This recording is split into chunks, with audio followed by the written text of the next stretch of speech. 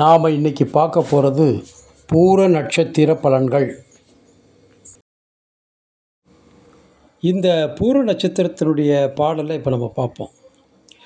இதமான வசனம் உளான் கல்விமான் சிவந்திருக்கும் இரு கண்ணாளன் நிதியதனை வருத்த மாய்த்தேடிடுவன் வருங்கருமம் நினைவில் காண்பான். விதமான வியாபாரி கடின மொழி பல நினைவை விரும்பு நெஞ்சன் பொது மாதர்தனை வெல்வன் நகை தந்த அழகன் பூ ரத்தின நாணி அப்படின்னு இந்த பாடலை சொல்லப்படுது. இந்த பாடலுடைய கருத்தை இப்போ நம்ம பார்க்கலாம். இதமான வசனம் உளான், அதாவது நல்ல இனிமையாக பேசக்கூடியவர். அப்படியே பேச்சில் பார்த்தீங்கன்னா அப்படியே தேன் தடவி பேசுகிற மாதிரி பேசுவார். இதை பேசினாலும் நல்லா இருக்கும், அப்படியே பேசுகிறதுக்கு அவ்வளோ நல்லா இருக்கும். ஆனால் அது உண்மை கிடையாது, பேசுவார். அந்த மாதிரி பேசக்கூடிய ஒரு மனிதர். கல்விமான், நல்லா படிச்சிருப்பார், சிறந்த படிப்பாளி, நிறைய நூல்களை கற்று திறமையை வளர்த்து கொள்வார். நிறைய புக்கை படிச்சுக்கிட்டே இருப்பார், அடுத்தடுத்து படிக்கணும் அப்படிங்கிற ஒரு ஆர்வங்கள் இந்த பூர நட்சத்திரத்துக்கு நிறைய இருக்கும். ஏன்னா சுக்கிரனுடைய ஆதிக்கத்தில் வர்றதுனால 2வது சிம்ம ராசியில் வேறு இருக்காரா. நல்லா நம்ம வாழ்க்கையில் நல்லா பிரைட்டாக இருக்கணும் அப்படிங்கிறதுக்காக விதவிதமான நூல்களையும் விதவிதமான படிப்புகளையும் படிக்கக்கூடிய ஒரு நல்ல மனிதர். சிவந்திருக்கும் இரு கண்ணாளன், இவருடைய கண்களை பார்த்தீங்கன்னா 2 நல்ல சிகப்பாக இருக்கும். இவருடைய வாழ்க்கையில் தீய திசை நடக்கும் பொழுது இவர் போதை பழக்கத்துக்கு அடிமையாயிடுவார். அந்த மாதிரி ஒரு அமைப்பு இவருக்கு இருக்கும். நிதியதனை வருத்த, அதாவது உழைத்து பொருள் சேர்க்கக்கூடியவர். மற்றவருடைய காசை நம்ம அபகரிக்கணும், அடுத்தவன் சொத்தை ஆட்ட போடணும், இப்படியெல்லாம் நினைக்க மாட்டார். தன்னுடைய உழைப்பிலேயே தான் முன்னுக்கு வர வேண்டும் அப்படிங்கிற ஒரு நினைப்பு இந்த நட்சத்திரக்காரர்களுக்கு இருக்கும். அதே மாதிரி வருங்கருமம் நினைவில் காண்பான், பின்னாடி நம்ம வாழ்க்கையிலெல்லாம் எப்படியெல்லாம் வரும் அப்படிங்கிறது முன்கூட்டியே சிந்திக்கக்கூடிய திறமை உள்ளவன். நல்ல சிந்தனை செய்வான். பின்னாடி இப்படியெல்லாம் இருந்தால் பின்னாடி நம்ம இப்படி இருக்கலாம், அதுக்காக நம்ம வழிமுறைகளை இப்படியெல்லாம் வகுத்துக்கணும் அப்படிங்கிறது பின்னால் நடக்கக்கூடிய விஷயங்களை முன்கூட்டியே அறிந்து அதற்கேற்ப தன்னை வளர்த்து கொள்ளுபவன் அப்படின்னு சொல்கிறாரு. விதவிதமான வியாபாரி, அதாவது இவர் நிறைய வியாபாரங்கள் பண்ணணும்னு ஆசைப்படுவார். ஒரே ஒரு வியாபாரத்தை மட்டும் இல்லாமல் நிறைய வியாபாரங்கள். அது மாதிரி படித்தவங்க நிறைய படிக்கணும், விதவிதமான படிப்புகளை எல்லாம் படிக்கணும். ஒரே லைன்லேயே நம்ம இருக்கக்கூடாது. இப்போ இதை படிக்கணும், அடுத்து வேறு இது படிக்கணும், அடுத்து வேறு இது படிக்கணும் அப்படின்ட்டு இவருடைய சிந்தனை பெரும்போக்கான சிந்தனையாக இருந்துக்கிட்டே இருக்கும். வியாபாரத்தில் இருந்தால் நிறைய வியாபாரங்கள், கொடுக்கல் வாங்கல் இதெல்லாம் செய்வார்.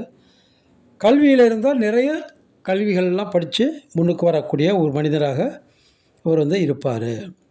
கடின மொழின்னா இவர் கடினமாக பேசக்கூடியவர். மரியாதையெல்லாம் பேசிடுவார். சமயத்தில் கோவம் வந்துச்சுன்னா டக்கு டக்குன்னு மரியாதை இல்லாமல் திட்டி விட்டுருவார், பேசி விட்டுருவார். ஏன்னா அவருக்கு அந்த நேரத்தில் நம்ம என்ன செய்கிறோம்னு இவருக்கே தெரியாது. அந்த மாதிரி ஒரு கடின மொழி, டக்குன்னு வார்த்தையை விட்டுருவார். அது தாயாக இருக்கட்டும், தகப்பனாக இருக்கட்டும், நண்பராக இருக்கட்டும், உறவினராக இருக்கட்டும், அதெல்லாம் அந்த நேரத்தில் அவர் பார்க்க மாட்டார், டக்குன்னு திட்டி விட்டுருவார். பின்னால் என்ன நடந்தாலும் பரவாயில்ல அப்படின்னு சொல்லி திட்டக்கூடிய ஒரு மனிதர்.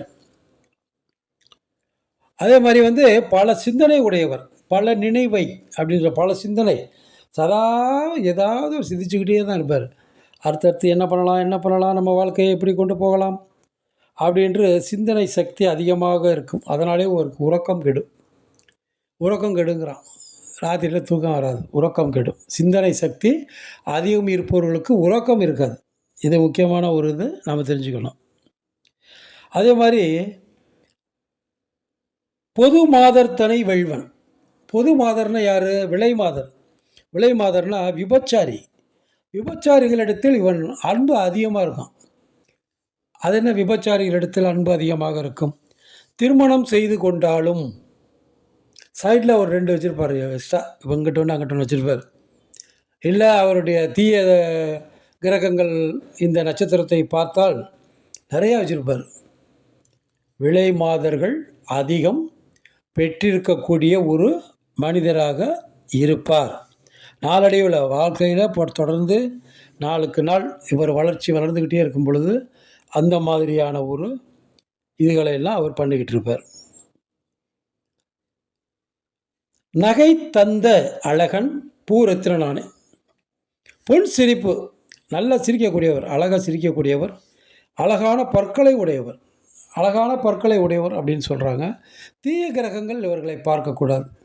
தீய கிரகணம் இவருடைய லக்கணத்தை பார்க்கக்கூடாது. அப்படியெல்லாம் பார்த்தோம்னா இவர் அழகை கொடூரப்படுத்தி விட்டுருவார் அப்படின்னு சொல்லப்படுது. சுபகிரகங்கள் பார்த்தால் நல்ல அழகனாக இருப்பார் அப்படின்று இவரை சொல்கிறாங்க. வேறு சில நூல்கள்லையும் நல்ல செல்வந்தராக இருக்கக்கூடியவர், தானங்கள்லாம் நிறைய செய்யக்கூடியவர், ஏதாவது கலை சாஸ்திரங்கள், ஏதாவது நடனக்கலை அல்லது பாடல், இந்த மாதிரி ஏதாவது ஒரு கலை சாஸ்திரங்களை கற்று தெரிந்தவராக இருக்க வேண்டும் அப்படின்னு நினைப்பார். படிப்பார், ஆனால் பாதியில் விட்டுருவார். அது மாதிரி இருக்கக்கூடியவர். நம்ம ஏற்கனவே சொல்லியிருக்கோம், நல்லா இனிமையாக பேசக்கூடியவர் அப்படின்ட்டு. கொடையாளி. கொடையாளின்னா யாராவது ஏதாவது கோயிலுக்கு அது இதுன்னு கேட்டோம்னா டக்குன்னு கொடுத்துருவார். சஞ்சார சீலன், சுற்றிக்கிட்டே இருக்கணும்னு நினைப்பார். எல்லா இடங்களுக்கும் அப்படியே போயிட்டு வந்துக்கிட்டு இருக்கணும், ஒரே இடத்துல இருக்கக்கூடாது. ஊட் சுற்றும் வாலிபான், உலகம் சுற்றும் வாலிபான், அந்த மாதிரி இருப்பார். இவருடைய ஜாதகத்தில் சூரிய பகவான் தொழில் ஸ்தானத்தில் இருந்து சுபர்களால் பார்க்கப்பட்டால் அரசு பணிபுரிவோம், அரசாங்க வேலை கிடைக்கும் இவருக்கு. சூரியன் நல்ல இடத்துல இருக்கணும். ஆட்சி உச்சம், நட்பு இல்லை கேந்திரம், இந்த மாதிரி இடங்கள்ல இருந்தால் நல்ல அரசாங்க உத்தியோகம் கிடைக்கும். பகை பெற்றிருந்தாலோ நீட்சம் பெற்றிருந்தாலோ அந்த அரசாங்க உத்தியோகம் கிடைக்காது. தனியார் தொழிலில் தான் நம்ம இருக்கணும்னு சொல்லி இவருடைய பாடலை விளக்கி சொல்கிறாங்க. இவருடைய அமைப்பை பார்த்தோம்னா மிருகம் பெண் எலி, பட்சி பெண் கழுகு, மரம் பலாமரம், ரஜ்ஜு தொடை ரஜ்ஜு, கணம் மனித கணம், தேவதை பார்வதி. ஆகாத நட்சத்திரங்கள் ரஜ்ஜு, அதாவது தொடை. ஏன்னா தொடை இல்லைன்னா தாலி பொருத்தம் வராதுன்னு நம்ம ஏற்கனவே சொல்லியிருக்கோம். ரஜ்ஜு பொருத்தம் ஒன்றை ஒன்று எல்லாம் ஒரே ரஜ்ஜுவாக இருக்கக்கூடாது. அந்த மாதிரி இந்த நட்சத்திரக்காரர்களுக்கு பரணி, பூசம், பூரம், அனுசம், பூராடம், உத்திரட்டாதி. அப்புறம் ஆகாத மிருகம், இவர் எலி, அதனால் இவருக்கு பூனை ஆகாது. ஆயிலிய நட்சத்திரம், புனர்பூச நட்சத்திரம், இது ரெண்டும் பூனைங்கிறதுனால இது ஒன்றுக்கொன்று ஆகாது. யோனி பொருத்தம் பார்க்குறப்ப இது முக்கியமானது. பொருந்தக்கூடிய நட்சத்திரங்கள் நம்ம ஏற்கனவே சொல்லியிருக்கோம். இவர் மனுஷகணம். இவரை ராட்சச கணத்தோடு நம்ம சேர்க்கக்கூடாது, சேர்த்தா விபரீதங்கள் அதிகமாயிரும். அதனால் இவர் மனித கணம், தேவகணம், இந்த 2 கணங்களோடு மட்டுமே சேர்க்க வேண்டும். அப்படி பார்க்க போனோம்னா அசுவனி, மிருகசீரிசம், புனர்பூசம், உத்திரம், உத்திராடம், பூரட்டாதி, ரேவதி ஆகிய நட்சத்திரங்கள் இவருக்கு சிறப்பாக இருக்கும். இந்த மாதிரி நட்சத்திரங்களில் திருமணம் பண்ணி வச்சோம்னா இவர்களுடைய வாழ்க்கை மிக சிறப்பாக அமையும். அப்புறம் பொருந்தாத நட்சத்திரங்கள், அதான் நம்ம ராட்சச கணம்னு சொன்னோம் இல்லையா, அந்த நட்சத்திரம் கார்த்திகை, ஆயில்யம், மகம், சித்திரை, விசாகம், கேட்டை, மூலம், அவிட்டம், சதயம். இதெல்லாம் ராட்சச கண நட்சத்திரங்கள். எக்காரணத்தை முன்னிட்டு மனித கணத்துக்கு ராட்சச கண நட்சத்திரங்களை சேர்க்கவே கூடாது, ரணகலம் ஆயிரும். மிக நல்ல ஒரு தடவைக்கு பல தடவை யோசித்து பொருத்தம் பார்த்து சேர்க்கணுங்க. மனுஷ கணத்துக்கு ராட்சச கணம் எக்காரணத்தை கொண்டும் சேர்க்கவே கூடாது என்பதை பெற்றோர்கள் நினைவில் வைத்துக்கொள்ள வேண்டும். அதி தேவதை பராசக்தி. நம்ம சொல்லியிருக்கோம் எப்போவுமே ஒரு நட்சத்திரத்தினுடைய அதி தேவதை எந்த தெய்வமோ அந்த தெய்வம் தான் நமக்கு எல்லா விஷயங்களிலும் முன்னின்று காக்கும் நம்மளை. அது மாதிரி காக்கக்கூடிய தெய்வம் இந்த நட்சத்திரத்துக்கு பராசக்தி. பராசக்திங்கிறது உங்களுக்கே தெரியும். சிவபெருமானுடைய மனைவி, முருகன் விநாயகருடைய தாயார். அவங்க தான் பார்வதி அம்மை. அந்த பார்வதி அம்மையினுடைய காயத்ரியை நம்ம சொல்கிறோம்.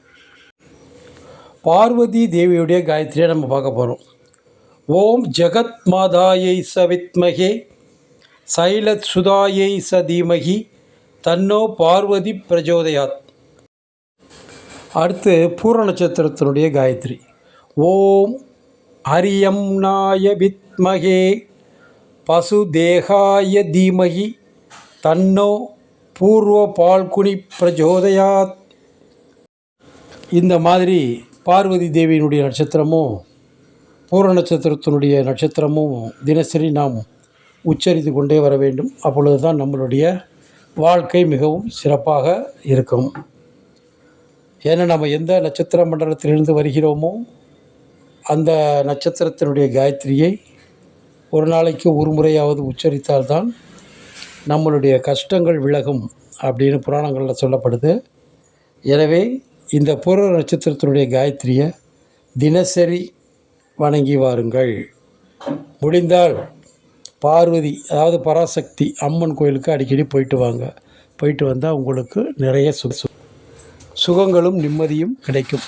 வணக்கம்.